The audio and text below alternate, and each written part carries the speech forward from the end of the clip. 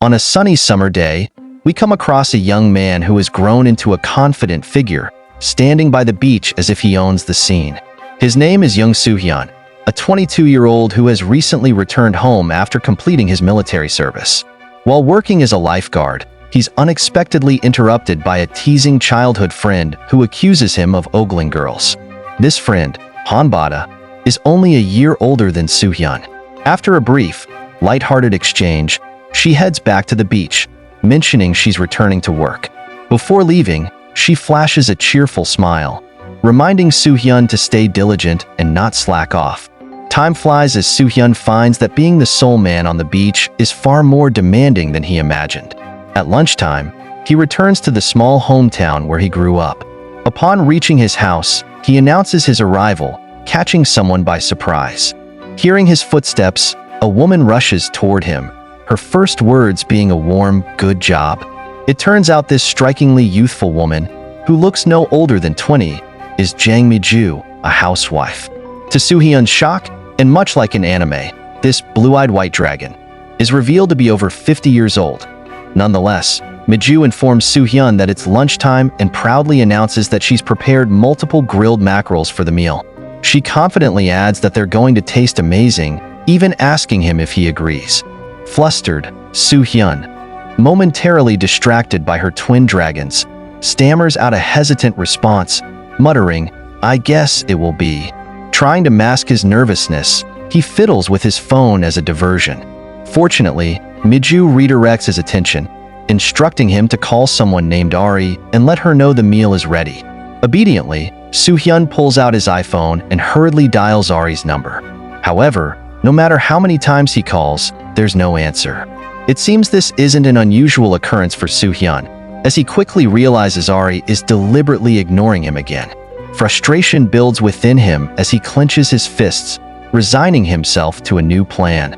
Without wasting more time, he turns on his heels and sets off to track Ari down himself.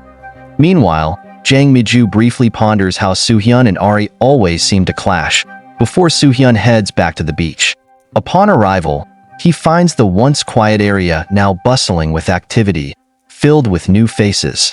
Observing the lively atmosphere, he starts to realize just how much the place has changed during his absence. Yet, what stands out to him the most isn't the transformed beach, it's someone in particular. The person who has changed the most, in his eyes, turns out to be the very girl he's been searching for. This sun-kissed beauty is none other than Ari. Crossing his arms, Soo-hyun calls out to her, telling her to wake up. Despite multiple attempts, Ari doesn't even stir. Frustrated, Soo-hyun makes a face akin to realizing he's bottom-fragging as a duelist. Left with no choice, he forcefully removes her signature magical hat, finally revealing her face. Ari, exactly the same age as Soo-hyun, looks unchanged from the person he remembers. Soo-hyun begins to scold her, pointing out how she hasn't grown at all over the years and is still lazing around at the beach. As he's about to remind her that lunch is ready, she suddenly storms off before he can finish. But if you pay attention, you'll notice Soo-hyun isn't really angry.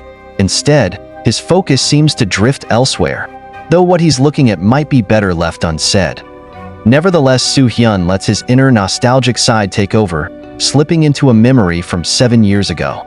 The scene shifts back to the same beach, though it's quieter and marked by the arrival of a large boat. This was the day Soo-hyun was leaving his hometown. Standing with him were 3 girls, including a young Ari, who was already in tears, pleading for him not to go. The other girls surrounded him like he was the main attraction, clinging to him as if he were a celebrity. One of them even broke down crying, begging him to call her regularly while he was away. As emotions ran high, Ari mentioned another girl, Sei, who had been there earlier but left in a hurry, unable to say a proper goodbye. When the time finally came for Soo-hyun to board the boat, all he could do was wave back at the tearful girls watching him leave. In the city, Soo-hyun battled daily against fierce competition, striving to achieve his dream. But just as he was on the brink of graduation, tragedy struck. News arrived of a devastating ship explosion that claimed the lives of his parents. With his family gone, the only person to attend their funeral was none other than the Dragon Lady Jang Mi-ju. Faced with overwhelming loss, Soo-hyun made the difficult decision to abandon his swimming aspirations. Instead, he enlisted in the army to rebuild his life.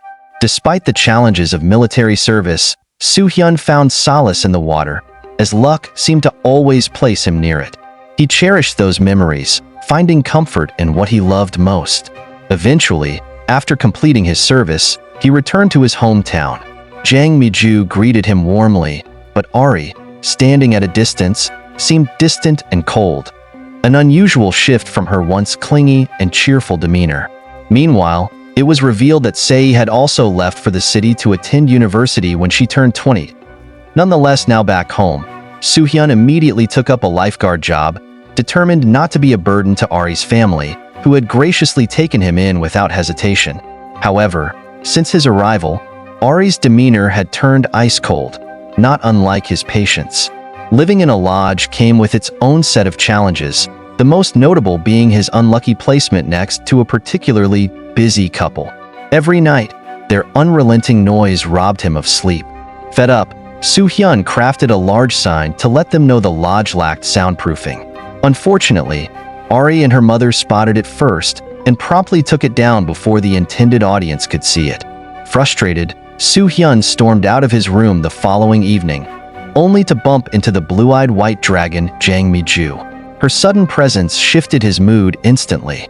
He awkwardly asked if anything was wrong, but before their conversation could go anywhere, the neighbors' disruptive sounds overwhelmed them both. Embarrassed and flustered, Soo-hyun made a hasty exit. Later, in a bid to clear his mind, Soo-hyun wandered alone to the beach. There, he found himself thinking about Mi-ju, unable to believe a bombshell like hers actually double his age. Lost in his thoughts, he suddenly noticed a figure near the water. It was Ari, sitting by herself. Soo-hyun approached and startled her, teasingly asking if she had run away to escape the couples at the lodge. Ari, visibly annoyed, ignored him entirely. When he persisted, she stormed off back to the lodge, brushing aside his advice to stay a little longer. Frustrated by her attitude, Soo-hyun finally confronted her, demanding to know why she'd been so cold toward him. He asked if he'd done something wrong, pleading for an explanation. Ari, at first silent, eventually kicked a rock and dismissed his question, pretending not to understand.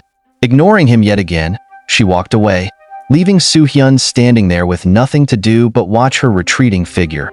After storming off to wander the area, Soo-hyun stumbled upon a couple in the middle of a conversation. The girl asked the guy why he had suddenly gone off to see something, only for him to casually reply that he wanted to sightsee. As Soo-hyun moved closer, he quickly recognized them as the same lovebirds from the lodge. After finishing his stroll and doing a few more laps around the beach, Soo-hyun finally returned home, hoping for some peace and quiet. However, much to his frustration, he again hears some Susie noise. Completely fed up, he decided to head straight to Mi-ju's room, intending to demand she put the notice back up. Just as he approached, Soo-hyun froze in his tracks. A realization struck him. The couple he saw earlier was still out in the city. Suspicion started to creep in as he donned his metaphorical detective hat. Examining the situation, he noticed something peculiar. The sound seemed to be coming from the window connected to Mi-ju and Ari's room. As the noises grew louder, Soo-hyun's curiosity got the better of him. Slowly, he crept closer, his heart pounding in sync with the muffled sounds. Deciding he couldn't leave it unresolved, he carefully pushed the door open just a crack and peeked inside. What he saw left his eyes wide in disbelief. Mi-ju's trap card had been activated. She was the source of the noise, muttering his name softly all along. It was at this moment that Soo-hyun realized that White Dragon herself, Mi-ju, has been muttering his name the entire time. Another flashback transports us to Soo-hyun's school days, where a young Ari is being introduced to the class as a new transfer student. It was during this time that Ari first met Hanbada and Cheon-sei. As if guided by fate, despite the classroom being filled with empty seats, the teacher assigned Ari to sit beside Soo-hyun. Surprisingly, the Ari of that time was cheerful and outgoing. She greeted Soo-hyun first, but her patience quickly wore thin when her attempts to befriend him were met with indifference. Frustrated, she finally snapped, loudly declaring in front of the entire class that she didn't want to sit next to him. To make matters worse, she insulted him by calling him ugly, which escalated into a full-blown argument. The two began bickering right in front of their peers until the teacher intervened, putting an end to their chaos. As punishment, Soo-hyun and Ari were forced to walk home together, holding hands the entire way.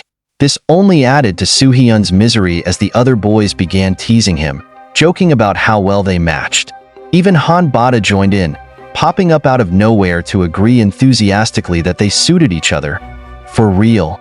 Adding fuel to the fire, Sei and Bada passed by the pair, winking and playfully suggesting that they should hold hands again tomorrow. Despite their initial awkwardness, the two eventually made it home, where Soo-hyun met Jang Mi-ju for the first time.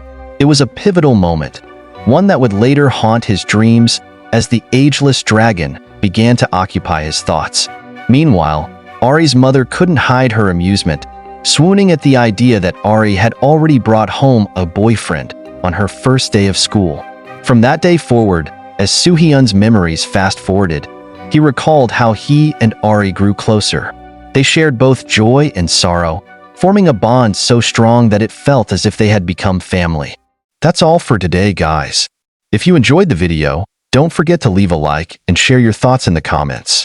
And please, hit that subscribe button. It really helps keep us motivated to bring you more exciting manhwa content. Thanks for watching, and I'll see you in the next video.